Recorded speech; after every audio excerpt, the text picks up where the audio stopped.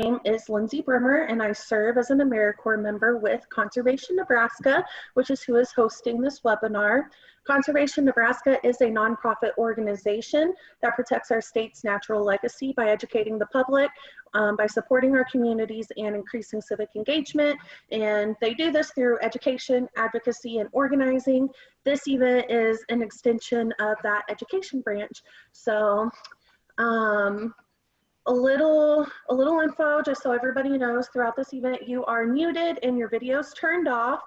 If you have any questions, there is a Q&A feature that you can go in. We are going to save and we'll answer all the questions at the end of Eric's presentation. So I'll keep an eye on those and I'll make sure that I'll get right out to Eric before you, or not before, but whenever the webinar ends, you will be sent a link to go and do a quick survey. It's literally only like 2 or 3 questions. It shouldn't take you longer than 2 minutes. So yeah, I guess without further ado, I will lob it on over to Eric. Thanks. Right on. Well, I appreciate it, Lindsay. My name is Eric Moyer. I'm with SWT Energy. We're based here in Lincoln, Nebraska. I'm the Director of Sales and Marketing for our company. We've been around since 2006. We've been in business for 14 years now. And with that, we have, we've done 100 installations and counting. We have over 1,600 kilowatts. It's actually about 2,000 kilowatts of solar installed at this point, and well in excess of 2,000 megawatt hours of power generated for all of our various installations throughout the country. This one in the background is actually right in downtown Lincoln, just a little bit south of the Haymarket, in the old Meadow Gold Dairy building. That entire complex is covered in solar panels. That's owned by the Telesis Corporation that runs and manages all the Laszlo's and Fireworks restaurants. Also Imperia Nails.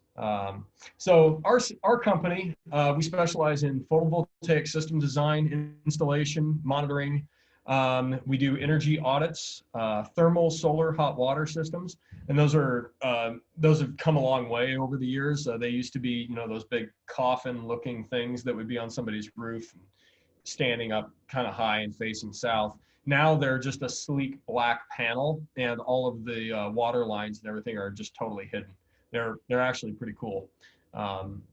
We do battery electric car chargers from everyone from ChargePoint, Semiconnect, and of course Tesla, and energy storage products from LG Chem, BYD. That's a Berkshire Hathaway company. The company itself is based overseas, but it's owned by Berkshire Hathaway. And of course, we also cover and do installations and distribution for the Tesla Powerwall. So how do solar panels work? There's no moving parts. There's nothing to really wear out or, necessarily that requires maintenance per se, beyond maybe just rinsing them off with some water.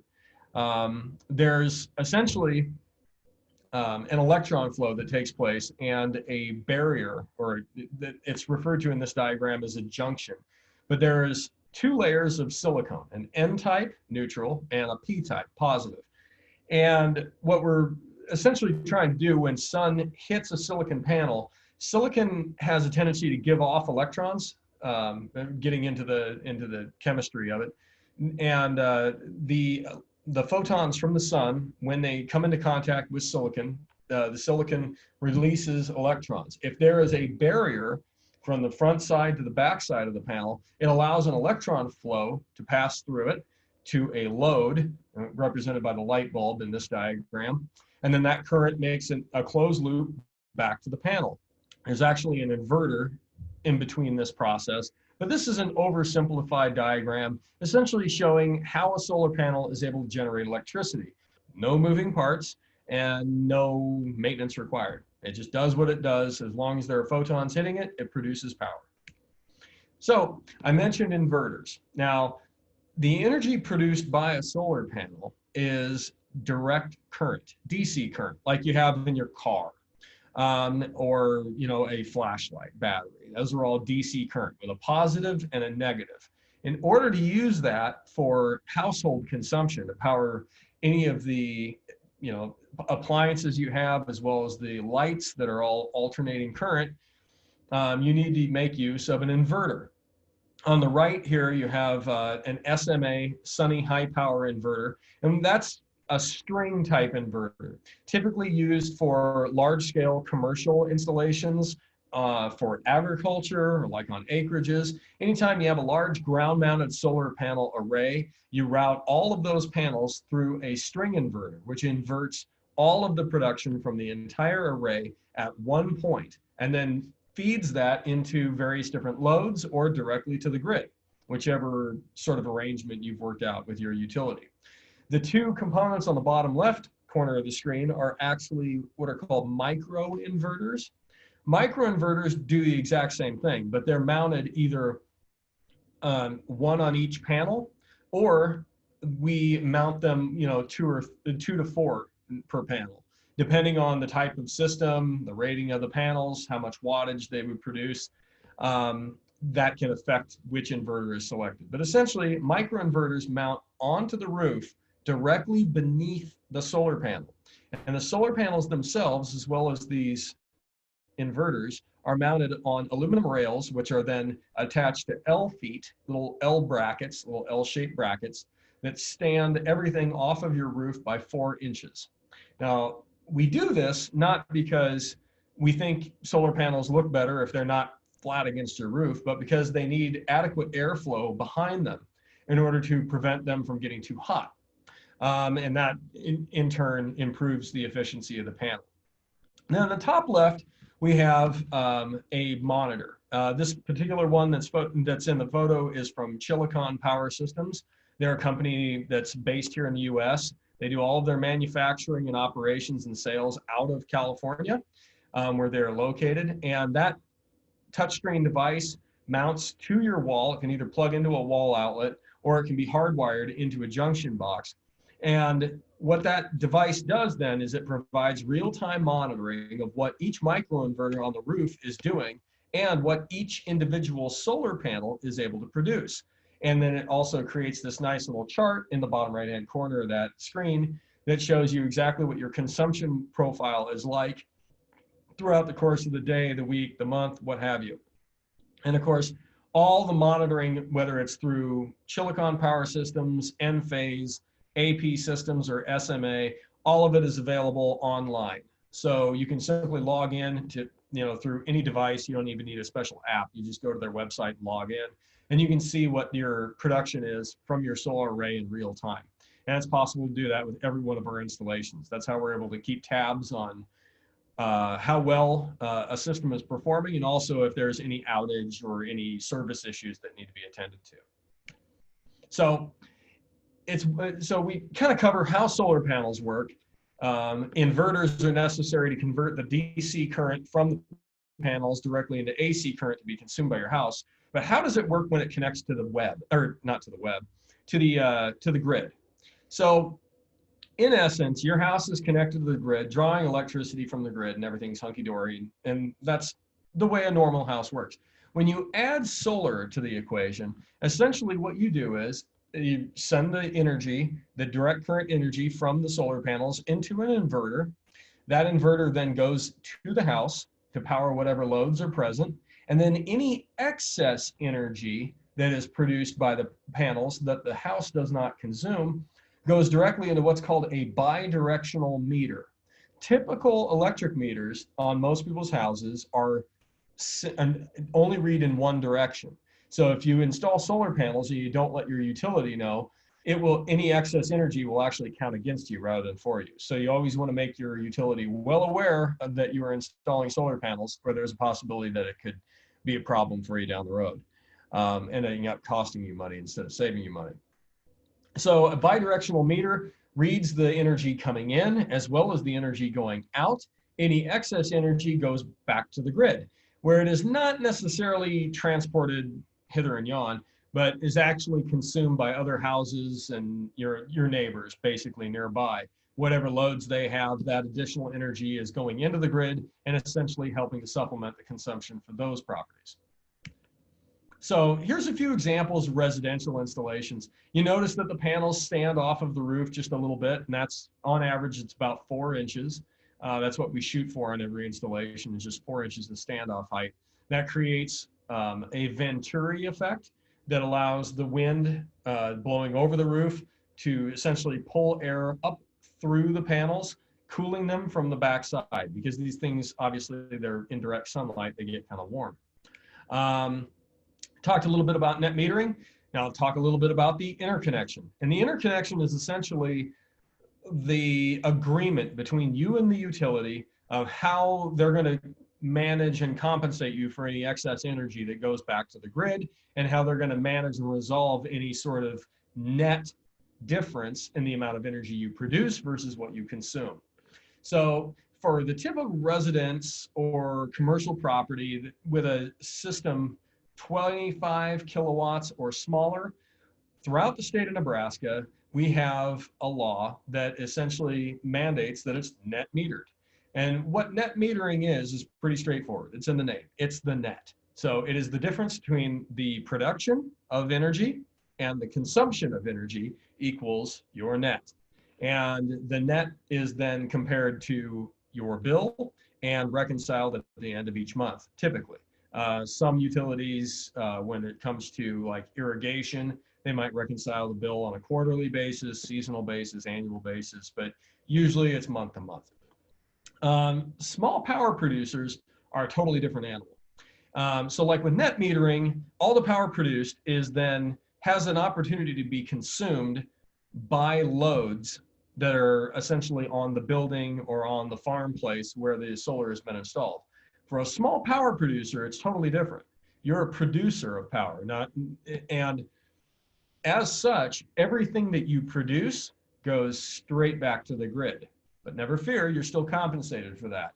You'll have a meter attached directly to the solar power system, which meters and keeps track of every watt generated that goes back into the grid. There will be no loads to offset. Everything just goes straight back to the grid, and then you're compensated at a pre-negotiated amount by the utility. A cogeneration agreement is very, very similar to a small power producer. The only difference is it's just for a larger scale installation. Small power producers generally are sized 25 kilowatts to 100 kilowatts in size. Cogeneration agreements are usually 100 kilowatts and larger, up to megawatts. And that's where we get into power purchase agreements. Power purchase agreements are what you would generally enter into at the community level. So if a community decided they were going to install a large solar array, but they didn't want to spend the money or take the time to manage it and operate it themselves, they would enter into a power purchase agreement with a solar developer like SWT Energy or Interconnected Systems Incorporated out western Nebraska, or GenPro, the company that installed the solar array in Fremont, just as a few examples. So for a power purchase agreement, the utility, whether it's NPPD, LES, or OPPD, or if it's a community, whether that's Kearney or Fremont, they enter into a power purchase agreement to buy every kilowatt hour produced by that solar array at that pre-negotiated rate. Could be anywhere from 3.5 cents per kilowatt hour to as much as 8 or 9, depending on just how badly they need that electricity and market rates. So I talked a little bit about net metering, and for most homes and businesses, like I said, 25 kilowatts or less is usually enough to make a pretty good dent in your bill and show a very decent return on investment. Net metering was signed into law by Governor Dave Heineman back in 2009, and you know, this isn't a red issue or a blue issue. It had unanimous support, you know, across the aisle from both sides. Everybody was 100% on board with this because so many people recognize the benefits for farm producers, ag producers, as well as businesses and homeowners. The law essentially requires that net metering for any systems size 25 kilowatts or smaller. Like I said, that's usually good enough to power any home, even large farm places with an outbuilding. More than 25 kilowatts requires special permission, but can, in some instances, be net metered. if the utility chooses. So what are your options in addition to net metering? You essentially, you use the power that is generated by the solar panels by your home in real time as it's produced. If there is excess energy, it goes back to the grid, unless you have a battery. Battery systems can maximize the return on investment by storing the energy. And here's the reason why. So often, the energy that is produced in excess, most utilities in the state of Nebraska and most utilities throughout the country don't pay full retail value for any excess energy produced. So essentially, that energy is more valuable to you than it is to the utility. Here in Lincoln, for example, LES pays for 50% of retail value for any excess energy produced. So during the summer, you might have 8.5 cents per kilowatt, or 8.4, I forget exactly what the rate is.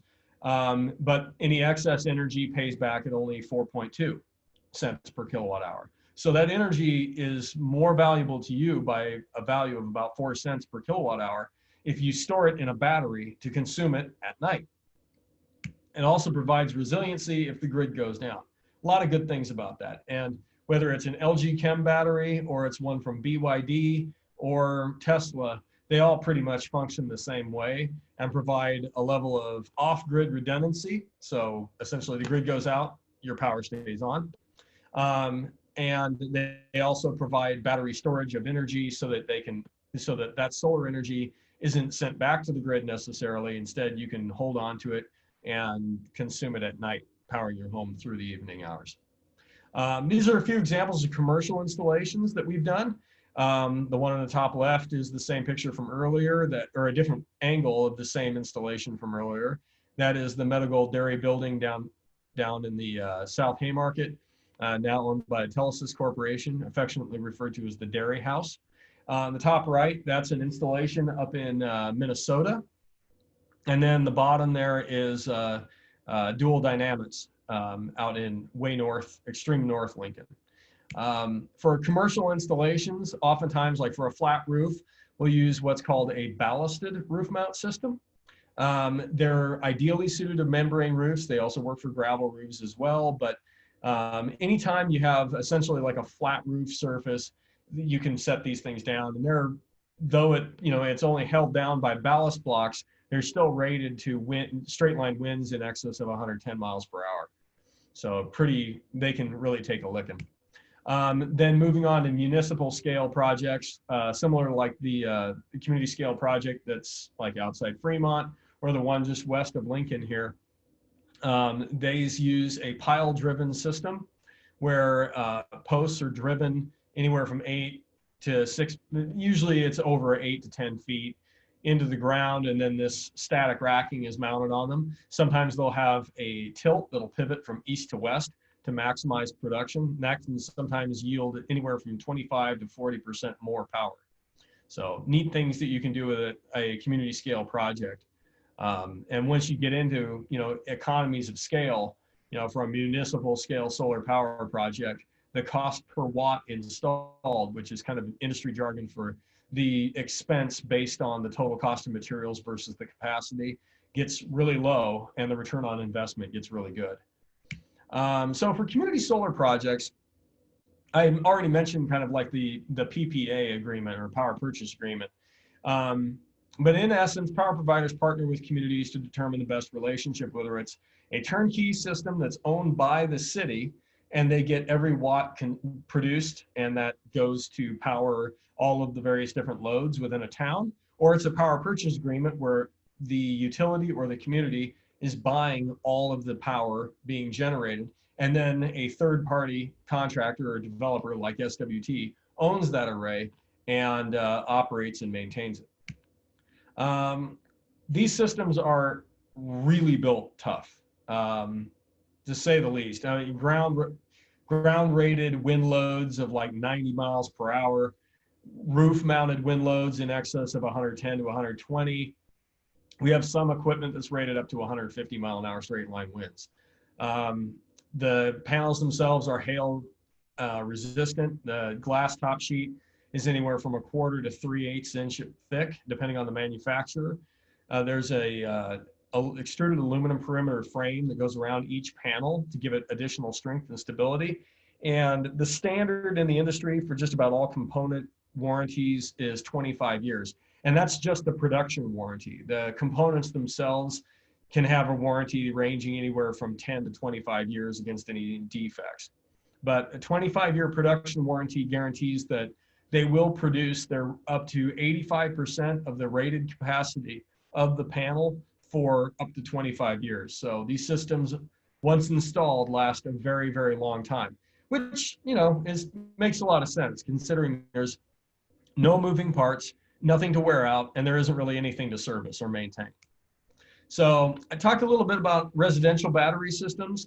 Now, getting into commercial battery systems, there's a few different technologies that are out there, whether it's a flow battery that uses, you know, like a salt solution, or it's just a bank of, you know, many thousands upon thousands of lithium batteries all packaged into a single enclosure, like this Tesla example. These things are great as far as helping utilities, as well as you know, small communities, if they're doing like a microgrid development, to manage load capacity late in the day when the sun is setting, kind of like it is right now, and your solar production is tapering off. This also happens to be the time when everybody gets home from work, turns on the clothes dryer, and, you know, plugs in all of their appliances, puts in a load of laundry, what have you. It puts a pretty good amount of strain on the grid, usually in the late to mid-afternoon. Batteries help a lot with managing that, that additional needed capacity without the utility having to spin up a generator and without the needing to install nearly as many solar panels. One of the things that we are experimenting heavily with is the use of this technology for commercial buildings, which would be subject to demand charges. A lot of business owners might be aware, some homeowners maybe aren't aware, most utilities charge a demand charge if you exceed a certain capacity, a certain amount of consumption for your given place of business or home, what have you. Your meter exceeds that certain level of capacity because you have a lot of amperage draw. A battery system can help you to stay underneath what's called the demand curve, where you would otherwise incur that higher rate of charges for the energy that you're consuming. And utilities generally are pretty happy about this as well, because it reduces the demands that they have to do as far as maintaining a grid. A lot of the complaints that we always hear from utilities is saying, you know, essentially we're building a grid to maintain a level of consumption that is only just a few hours of the day, a few months out of the year. And then the rest of the time, it's totally overbuilt for what we need. Batteries help to satisfy that requirement of that excess energy need without essentially requiring a lot of massive investment in other larger things. So why go solar? You know, in the state of Nebraska, we have really inexpensive energy. We have coal that comes here directly from Wyoming. It's a short trip by train. And wouldn't you know it, the Oracle of Omaha owns the railroad. So he's, you know, everything's coming up Nebraska, falling Nebraska's way when it comes to cheap power. One problem is that coal is coming from out of state.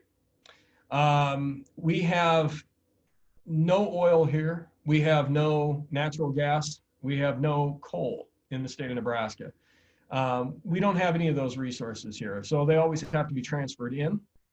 Not that that's necessarily a bad thing, but that's unfortunately just the way it is. Those fuel sources just aren't available in our state. What we do have in copious amounts are water from the Ogallala Aquifer, as well as from the many rivers that crisscross the state. We have ample wind. Up in northeast Nebraska, we actually have the highest average sustained wind speeds at 90 feet above surface level of anywhere in the country. And then as for solar, we have the 14th best insolation. That's an industry term for basically how many photons hit the ground. But we have the 14th best amount of insolation of all the states in the country. So we have ample natural resources to take advantage of in this state. And there's a lot of good things that could come from doing more to take advantage of that. How much more? Well, net metering statewide, we have 746 claimed net metered customers. The reason I have an asterisk next to the word claimed is because if you go to the Power Review Board's website, you will see this number for, I believe this is 2019 numbers.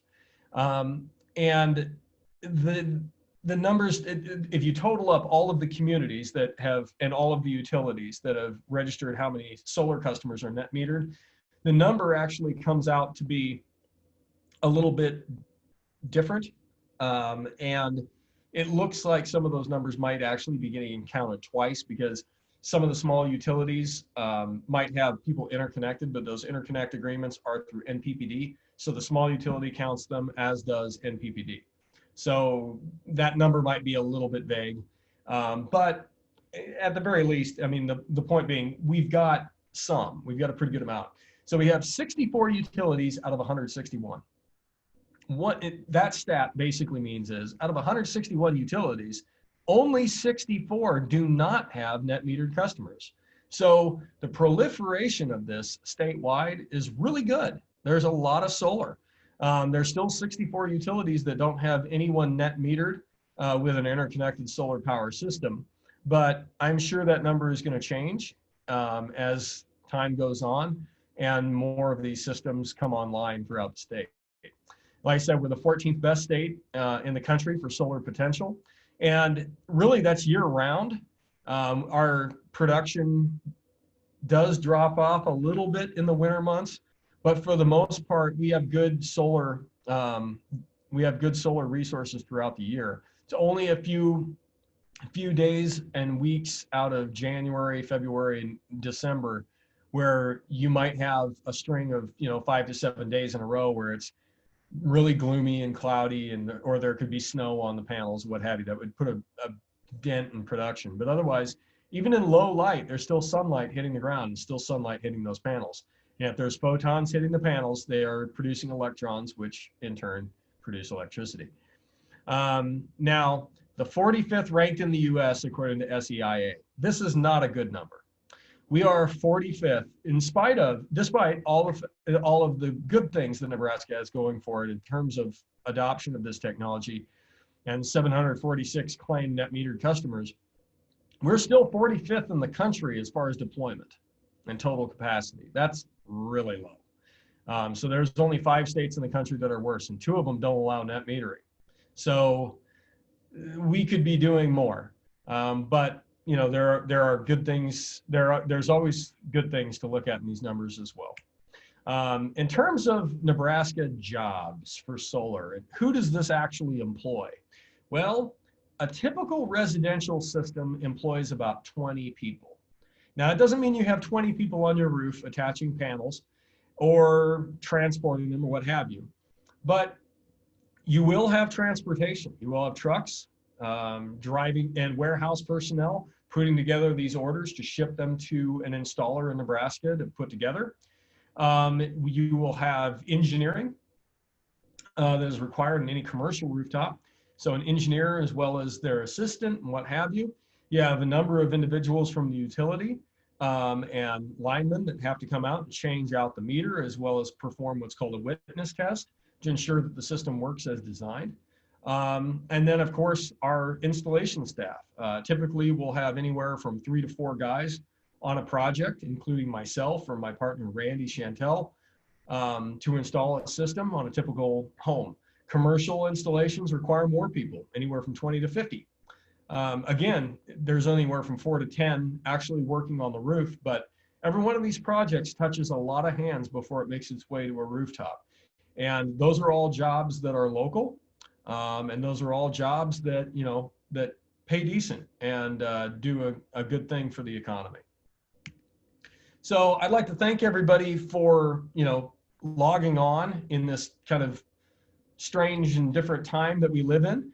But I would love to open it up to Q&A. I see that we have a couple of questions in the Q&A section. Let's see, I can actually dive into these. I think I can read them too, Lindsay, if you want me to. Yeah, perfect. So it looks like on one of them, it's a multi-part question and you kind of just answered a lot about the jobs. As you and I know, and just so this anonymous attendee knows, we have to be a little careful on what we get to as far as policy and politics side, but that is always something that Eric can go into deeper with you at a later time separately. So, Yeah. but I'll let you kind of read through these questions then.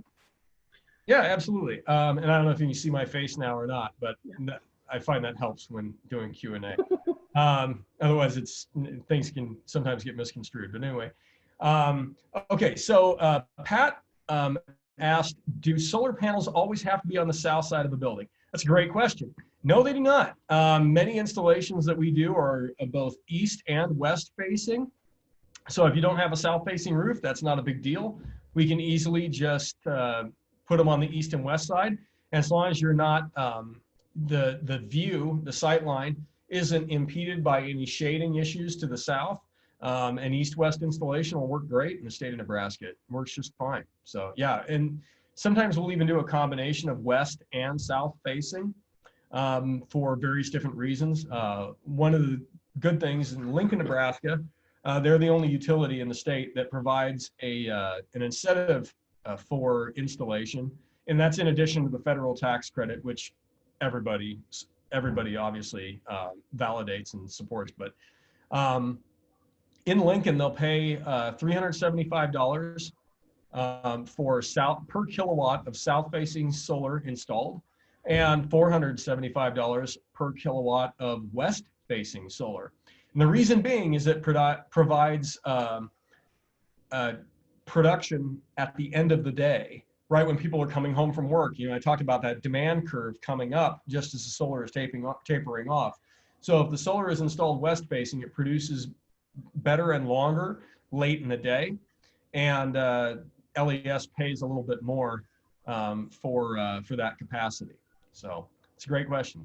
Okay, so Anonymous said, and it's not anonymous like the hackers, hopefully. Anonymous said, is the solar market looking good in Nebraska? What's the approximate market size? Is the market growing faster than companies like SWT can handle? There are a list of solar installers already operating in the state. There's quite a few, more than you would probably assume. And if you go to nebraskansforsolar.org, I believe it is, and I think Lindsay will post the link, you can see a list of all the solar installers in town, by town, that you can reach out to and contact. Right now, we're able to pretty effectively manage demand. It would be nice if there was more, but it is, you know, unfortunately, it's a product that in some ways has been politicized. And I think there's, you know, the demand depends on kind of where you are and, you know, kind of how you feel about things in some ways. So it is growing. We're seeing increases in adoption rates, and clearly everybody knows that this is a technology that works and is beneficial. It's just a matter of kind of getting it out there. And, you know, and the systems can be a little bit expensive from the get-go. There are a lot of different great financing options. There's an energy department loan that's on a 10-year term at 3.5% that just about every bank in the state can offer. That's offered through the Nebraska Energy Office, and it's a really terrific program. So, you know, before you start looking at home equity lines of credit and things like that, you might want to take a look at, you know, a energy department loan. It's a great way to pay for a system. And you can use the 26% tax credit to apply to the principal balance on that to effectively expedite the return on investment a little bit faster and pay it off quicker. And what opportunities are there in the area for professionals interested in renewable energy? Well, there's the obvious opportunity for wind. There's a lot of opportunity for workers to perform maintenance on those towers. Solar, like I said, doesn't require a lot of maintenance. So once it's installed, there isn't a whole lot else we have to do to it to keep it working. That's both good and bad. So the good is that it's great for consumers. We install a system, we don't have to really worry about it. It's good for us in that we don't have to worry about a lot of warranty replacement work or things like that. But it is kind of a bummer that we don't have the ability to, with a straight face charge to like maintain a system, like a monthly fee or anything. I mean, it's just not necessary. But as far as installation work is concerned, it fluctuates. It's a seasonal job. We're able to install through the winter, but usually we do the bulk of our installations during the summer. As far as the types of workers that we look for, we try to find people that have roofing experience for reasons that should be pretty clear. We want to make sure that we have professionals that understand how to, the specific area where they're installing, what to do and what not to do, because the last thing we want to do is cause, damage or leaks or anything like that. And until now, I've always been able to claim we've never once had a single leak, but just this last year, we did have one installation where the roof leaked. So we had to go back and do a repair there. And it's, knock on wood, everything's going to be fine from now on. It was just a minor kind of thing. But there is some expertise associated with installation, and there is also a certification through NEBSAP, which is necessary if you want to be a certified professional installer. I highly recommend looking into that training program. Let's see, seeing that you addressed some work opportunities, this is also a question from Anonymous.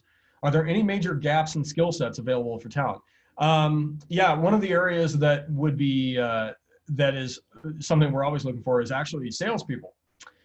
So people with sales experience that are technically inclined and have a construction background would be encouraged to apply at various different solar installers. And again, we're all listed on the Nebraskans for Solar website if you're looking for those opportunities.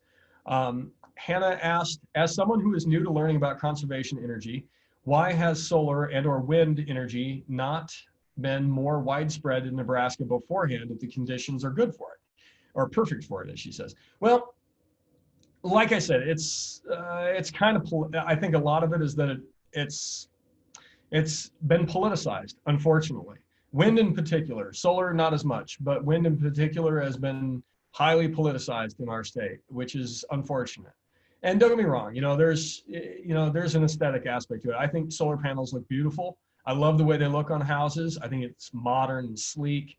And when it comes to large scale ground mount installations, we have a policy as a company that we're not putting them on arable land that would otherwise be used for farming. We look for land that is difficult to farm on, whether it's due to the shape of it, topography, or it's just the water table, what have you. Yeah, we look for opportunities like that because the systems themselves, these things are very resilient, and we can build to whatever conditions are present on a site pretty effectively. So we try to do that in ways that aren't going to impact food production and things like that. But yeah, there's some elements of it that have just made it kind of challenging. One of the other things that has probably held the market back somewhat in the state of Nebraska has been our electricity is just incredibly cheap, which is great. It's just a really fantastic thing. And that has kept the price down.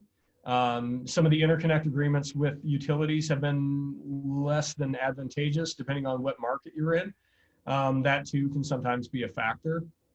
And the 25 kilowatt cap on net metering for commercial businesses, like for example, like a large cold storage facility, retail stores, like a large grocery store would need anywhere from 100 to 300 kilowatts of solar capacity in order to offset or at least make a manageable difference in their loads. And that, at this point, isn't something that most utilities in the state would agree to. Let's see. And then, let's see. Really quick, I was going to pop in just to say, as you mentioned, the solar installer list again. I did post a link to the Nebraskans for Solar, their directory, in the chat for everybody. So all you have to do is go into the chat, and that is in there. And it has, there might be other installers outside of what's on that website because, I believe they're another like a nonprofit type organization, but it does have a pretty comprehensive list. So.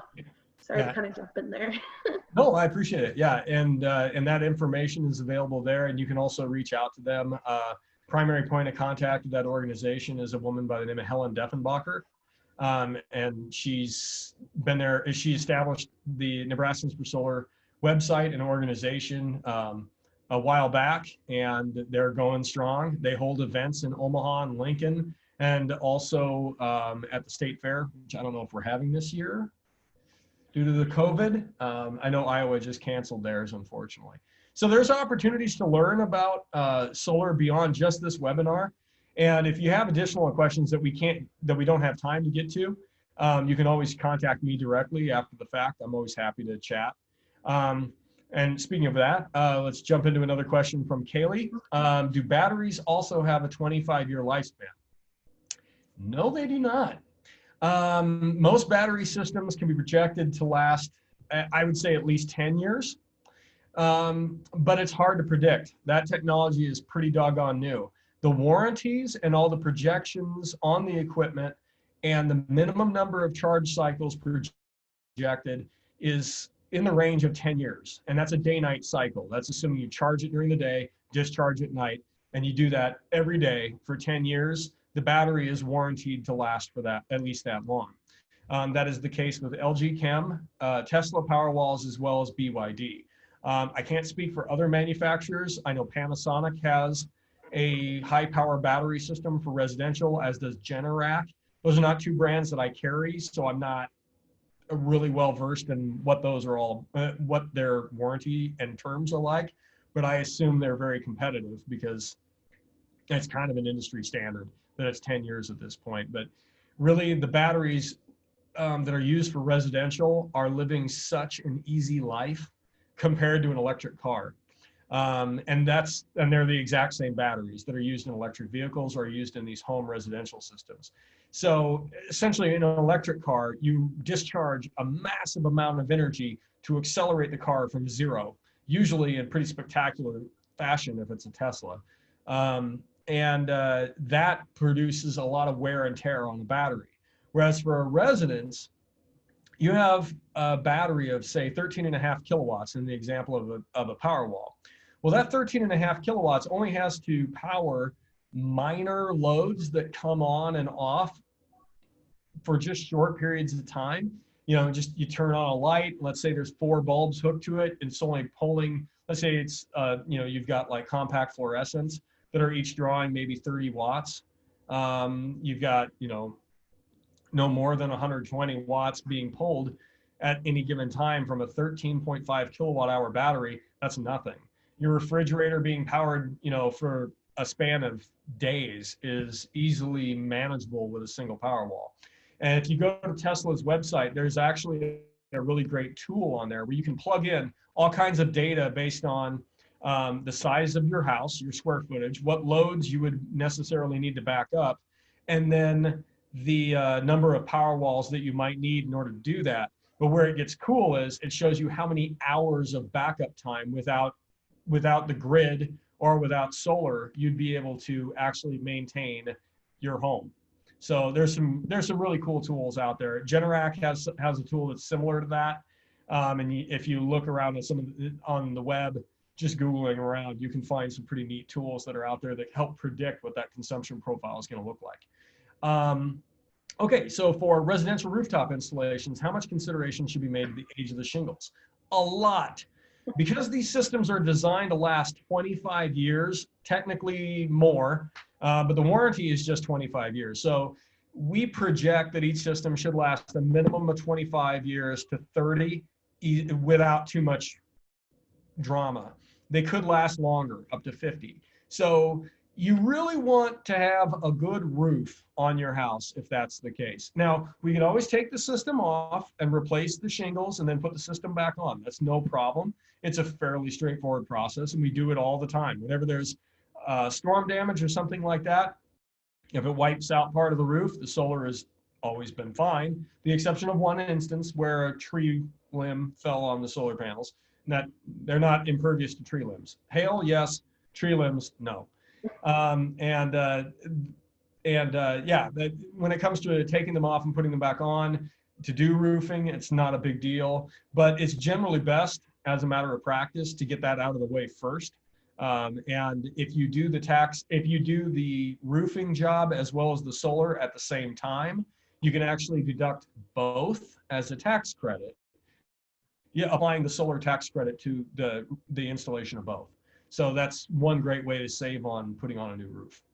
Let's see. Next, Ryan asked, have you ever seen or worked with solar shingles versus the panels?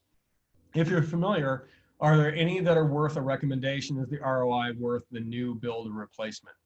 Great question. A lot of people have, there's been a lot of interest in the solar roof.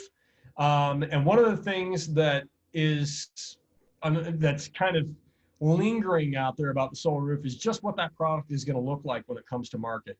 And when I say when it comes to market, because we have seen training videos for fire personnel and being able to cut and remove the panels quickly in the event of like an attic fire, or if a house is on fire and they need to vent, how to remove the panels and cut a hole in the roof and what have you. But we haven't seen any detailed description of how to install them. The solar shingle product from Tesla, for example, is probably at least a year away. I know they're ramping up production on them, but as far as I'm aware, very few, if any, installers have actually been trained on how to install the product. And that goes for just about every manufacturer. 3M has tried to bring a solar shingle to market multiple times. I'm trying to think, I think, was it Georgia Pacific? I don't know. There's been a couple of different roofing companies that have gotten involved in the solar industry and collaborated with different solar manufacturers to try to produce solar shingles. And there's 4 or 5 that are very close to coming to market, but that is a product that I would consider to be very premium at this stage. And we find that the performance that we can get out of a traditional roof and traditional panels from a cost standpoint is not a fair comparison. Like, it's just way more cost effective to just do a traditional solar power system. And, you know, if anybody can figure out how to make that product cost effective and have a good return on investment, it's Elon Musk. So what is the federal tax incentive? That's a great question, because also, I'm gonna piggyback another question on top of this one that was a little farther down. So yeah, sure. What's the federal tax incentive? And then it was just kind of, I assume the incentives don't include storage. So I figured I would picky that one up. That is a great question, and it's a very nuanced question. And I'll get into why. Essentially, the federal tax incentive right now, up until last year, it was 30%. Now it is 26%. So the tax incentive has stepped down, and it will continue to step down until eventually it bottoms out. I forget exactly where. I just keep track of where it's at right now. Right now it is 26%. Batteries do not qualify for the incentive unless they are installed with a solar power system. If they're a part of the solar system, the initial installation of solar, then they do qualify. If they are added subsequent, maybe, but that's assuming you already have solar. If you have solar and you add them later, you can probably get away with it.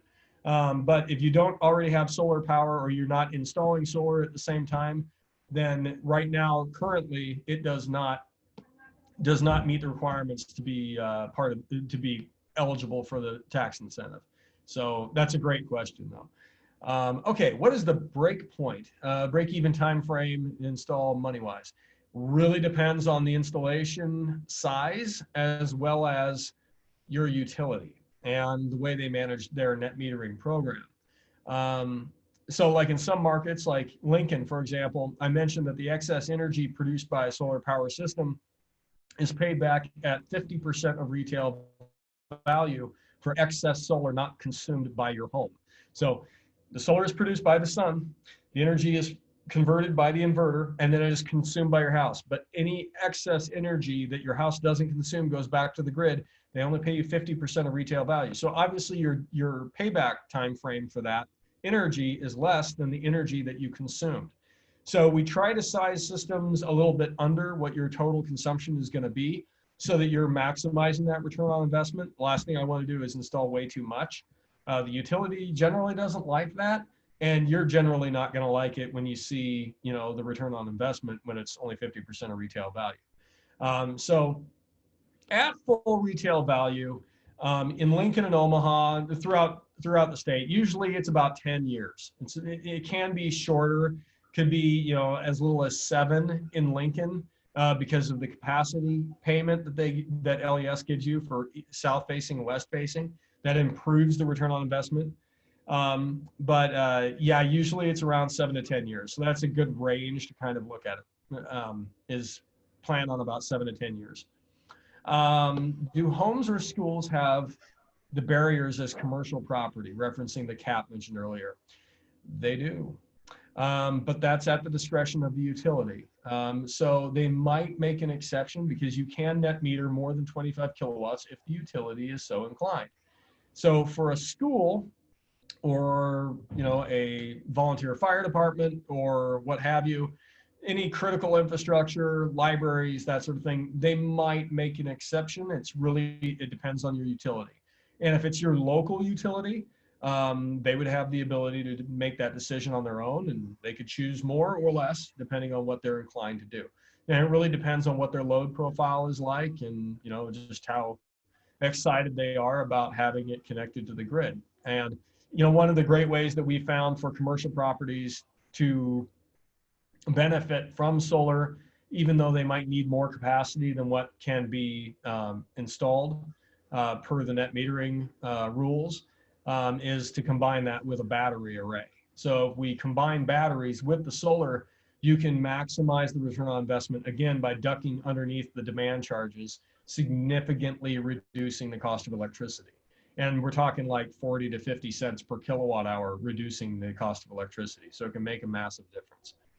How do installs contracts address improvements in technologies? Is there ever an economic case to be made to upgrade existing panels like one would their phone?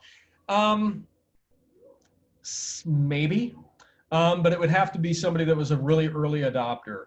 Somebody with, say, like a standard 60 cell panel that only produces maybe 120 to 175 watts. If we replace those with 400 watt panels that are available now, that would be a massive difference, and it would provide a great return on investment, especially if we could utilize the existing inverters, racking, and L-foot and all that stuff. If all we're doing is swapping out panels, that could be a worthwhile upgrade for sure. Generally, the best upgrade that we see, regardless of the capacity of the solar or the age of the system, the best benefit is adding the battery, because then the excess solar is being consumed on site. It's not being backfed to the utility, and you're maximizing your rate of return. And also you're getting the additional capability of being able to go essentially be off grid if the grid goes out. Then Shannon asked, let's see, does that mean the government will pay 26% of an installation as a deduction or a refund? It is a tax credit. So not a refund necessarily, it is a tax credit. So it is applied to your tax return at the end of the year as a credit. 26% of the cost of the installation is credited to your tax return.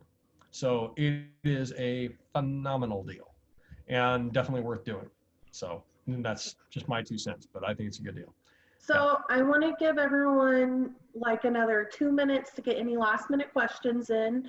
And while they do that, I just say again, I want to thank you, Eric, for another really great solar presentation. And I want to thank everybody that joined in. We had a lot of really good questions this time. So it makes it a lot more fun when you have some good questions. So it looks like we have a couple in there. Just as a reminder for everybody, when this webinar ends, you will again be sent a link to go do a quick survey. We really appreciate it if you can fill that out. It really shouldn't take you more than 2-3 minutes. And just so everyone else is aware, we will post the recording of this webinar on our website, which I can type that into the chat for everybody while Eric is finishing up these last couple questions. Yeah. So another anonymous attendee asked, how much of an investment are we talking about for a small farm? That is wild. It's hard to predict. Based on, I'll just say, for a 25 kilowatt system, and there's examples of those on our website galore. If we put in anywhere from 15 to 25 kilowatts of solar, you're looking at a cost that could range anywhere from $25,000 to $60,000, depending on the scope of the installation and how difficult it is. But for a ground mounted installation, 25 kilowatts, usually right around, we try to keep it under that amount. We try to keep it as really as cost effective as possible. But that's generally what we're looking at in terms of all in.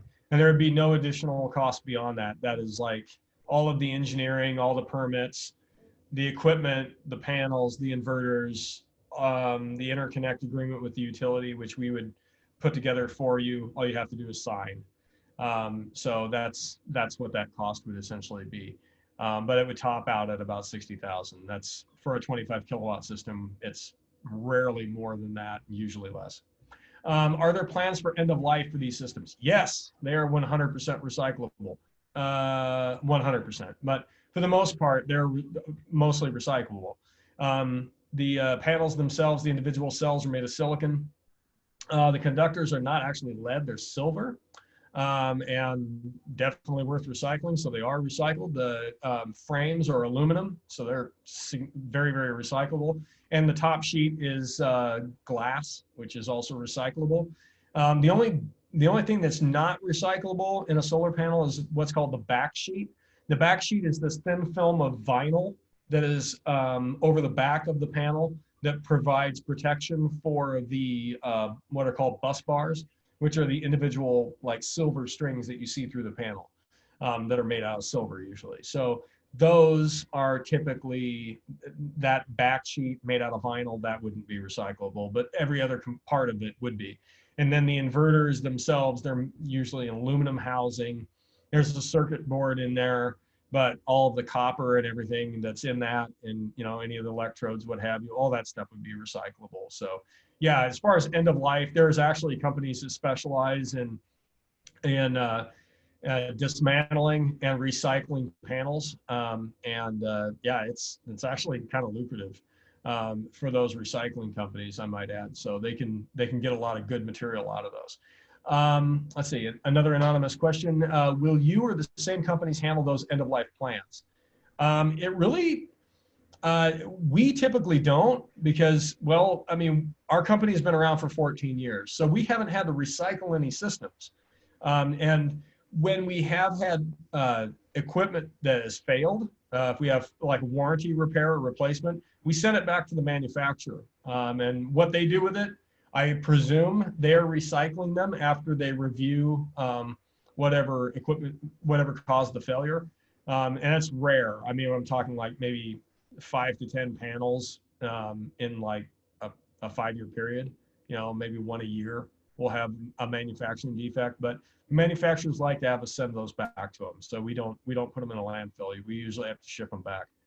Let's see, are there options for the lithium battery to be recycled? Great question. Yeah, crazy as that sounds, lithium batteries have a whole lot of value.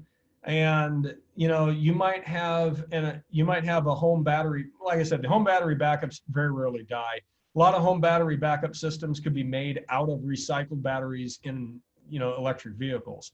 And every time a Tesla hits a tree, you've got a secondhand storage battery waiting to happen. And there's a lot of people that convert internal combustion engine vehicles into electric cars.